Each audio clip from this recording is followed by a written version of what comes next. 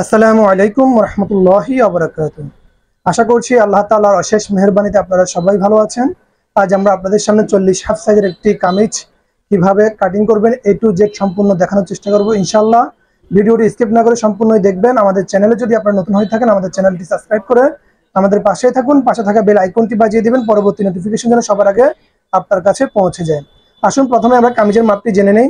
কামিজের লেন্থ হচ্ছে 45, বডির লুজ হচ্ছে 40 হাফ, কোমরের লুজ হচ্ছে 35, হিপ হচ্ছে 40 হাফ, শোল্ডার হচ্ছে 13.5, হাতার লেন্থ হচ্ছে 18 হাফ, হাতার মুখ হচ্ছে 10। কামিজের সাইডের ফাড়া হচ্ছে 22, নিচের ঘের হচ্ছে 26, সামনে গলা ডিপ হচ্ছে 5, পিছনে গলা ডিপ হচ্ছে 3। কামিজটি একটি সেট করা 3 পিস। সর্বপ্রথম আমরা কামিজটিকে 4 ভাঁজে ভাঁজ দিয়ে নিয়েছি। 1 2 3 4।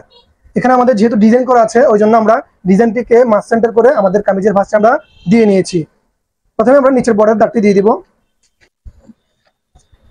বর্ডারের সেলাইয়ের জন্য আমরা নিব এখানে 1 ইঞ্চি 2 পয়েন্ট পরিমাণ কাপড়।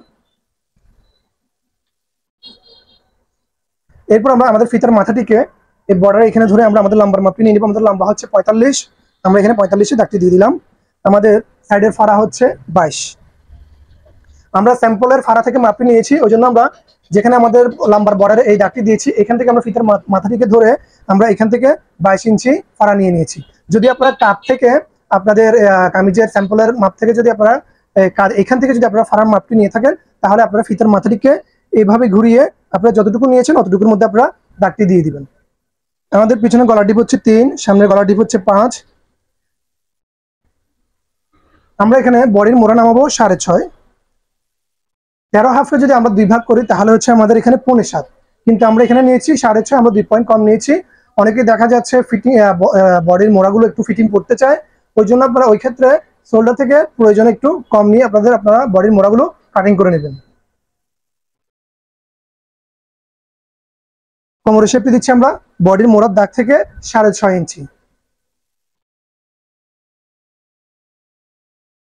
আমাদের হিপ হচ্ছে 39 হাফ। 39 হাফকে যদি আমরা 4 ভাগ করি 4 ভাগের 1 ভাগ হচ্ছে 10 থেকে 1 পয়েন্ট কম। আমাদের কোমর হচ্ছে 35, 35কে যদি আমরা 4 ভাগ করি 4 ভাগের 1 ভাগ হচ্ছে 9.5, 9 থেকে 2 পয়েন্ট কম। আমাদের বডিও হচ্ছে 39 হাফ। 39 হাফকে যদি আমরা 4 ভাগ করি তাহলে 10 থেকে 1 পয়েন্ট কম। আর আমরা আমাদের শোল্ডার হচ্ছে 13.5, 13.5কে আমরা 2 ভাগ করে এখানেও আমাদের শোল্ডার দাগটা আমরা দিয়ে দিব। গলার পাশ নিব আমরা 5.5, 5.5কে যদি আমরা 2 ভাগ করি তাহলে হচ্ছে 3.5, 3 থেকে 2 পয়েন্ট কম। আমরা এখানে দাগটি দিয়ে দিব। এখানেও আমরা 3.5 দাগ দিয়ে দিব। এখানে আমরা আবার শোল্ডারের দাগটি দিয়ে দিব।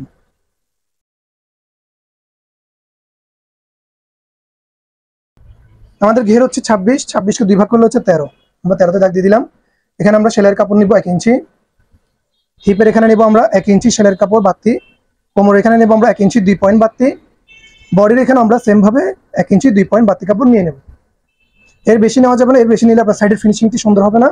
ওই জন্য আমরা আপনাদেরকে যে ফর্মুলাটি দেখিয়েছি ওইভাবে আপনাদের বাড়তি কাপড়টুকু নিয়ে নেবেন।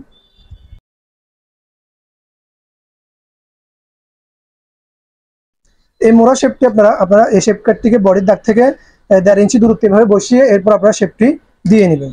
এরপর আমরা পিছনের গলার ডিপটি এভাবে আপনারা এই রাউন্ড করে আগে আর্ট করে নেব। এরপর আমরা গলাটি কাটিং করব। আর আমাদের সামনের গলা হচ্ছে স্কোয়ার ভি, যেহেতু আমাদের যে ডিজাইনটি আছে এটা হচ্ছে স্কোয়ার ভি, আমরা আমাদের সামনের গলাটি স্কোয়ার ভি দিব। ওই জন্য আমরা এভাবে দাগটি টেনে নিলাম। আমাদের বডি পার্ট সম্পূর্ণ আর্ট করা শেষ। আমরা আপনাদেরকে একটু মাপগুলো জানিয়ে দিতে চাচ্ছি। দেখা যাচ্ছে আপনার ফিটিং মাপ হলে কতটুকু লুজ যোগ করবেন।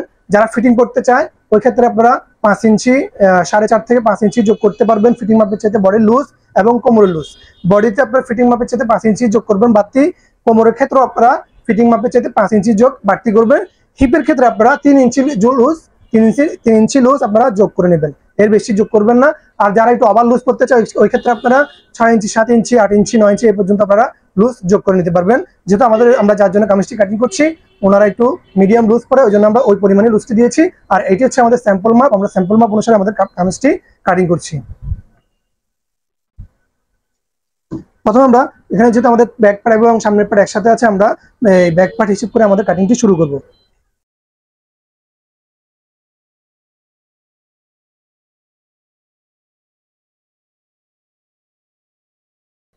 এরপর আমরা এখানে একটা চিহ্ন দিয়ে দেব।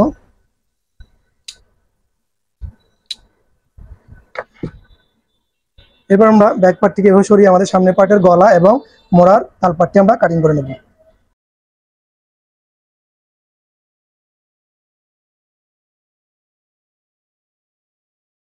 আমাদের বডি পার্টটি কাটিং করা শেষ। এখন আমরা আমাদের কামিজের হাতাটি কাটিং করে নেব।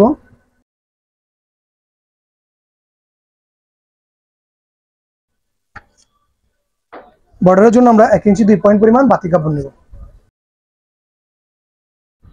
আমাদের হাতার লেন্থ হচ্ছে 18.5, আমরা এখানে 18.5 নিয়ে নিলাম। এরপর আমরা মোড়ার ডাউনটি দিচ্ছি 3.5 ইঞ্চি।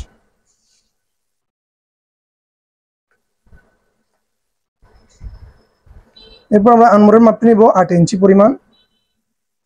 আমাদের হাতের মুখ হচ্ছে 10, 10কে যদি আমরা 2 ভাগ করি তাহলে হচ্ছে 5। আমরা এখানে সেলাইয়ের কাপড় নেব 1 ইঞ্চি পরিমাণে বাড়তি। এখানে আমরা সেম ভাবে 1 ইঞ্চি পরিমাণে বাড়তি নিয়ে নেব। এরপর আমরা শেপ কাট দিয়ে এভাবে শেপটি দিয়ে দিব। এরপর আমরা মোড়ার শেপটি একদম গভীরভাবে তুলে নেব যেন আমাদের মোড়ার ফিনিশিংটি সুন্দর হয়। অনেক সময় দেখা যাচ্ছে অনেকে আপনার এইভাবে প্যাড বের করে কাটিং করার কারণে আপনার আনমোড়ের বগলের সাইডে প্রচুর পরিমাণে কাপড় জমা থাকে, জিনিসটি দেখতে সুন্দর লাগে না। ওই জন্য আমরা এই যে শেপটি দিয়েছি আপনাদেরকে, এই শেপে যদি আপনারা কাটিং করেন তাহলে আপনাদের কামিজটি সুন্দর ফিটিং হবে।